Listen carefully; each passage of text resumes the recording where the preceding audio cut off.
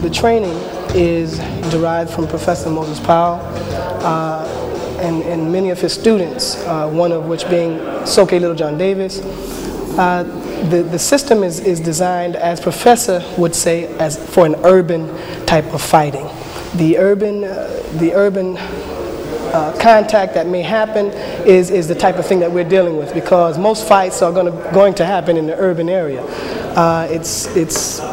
Professor would probably say, punch, kick, sweep, stomp, and that's a total development of what this is all about. But basically what we're dealing with is being able to teach a person from the martial arts area how to defend himself by diverting someone's attention, diverting someone's energy and someone's force. We would apply locks, we would sweep them, we would throw them. There's no situation that we would end up with them staying in a perpendicular, standing up. They would finish on the ground and we would be the victor of a situation. What we do first is we find out where that student is. We have students that come in from other systems. We have students that have never trained or done any type of physical calisthenics in their life. So we first find out where they are, and from that point we work on. We bring everyone into our system pretty much the same, such as we teach them the basic rolling, we teach them the falling, we teach them how to stand once we show them how to fall, how to stand and how to move. We teach them how to block and then counter with a punch. Those are things that we do for basic students.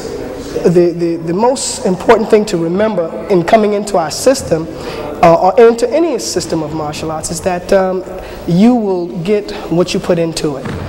It's not necessary to be able to lift 1,000 pounds. The only thing that's necessary to be able to redirect and change someone's direction with a joint. We deal a lot in joints, see, because we're not dealing with muscles, we're dealing with joint areas. Most martial arts is basic physics, especially in our jiu-jitsu and in forms of aikido and that type of thing. Whereas what we would do is, for instance, someone is punching at me. They're looking they see a target, they're attempting to hit the target. What I would do is I would move the target at a time when they're not expecting it to happen. They would then, their motion and force would be directed forward, away from me.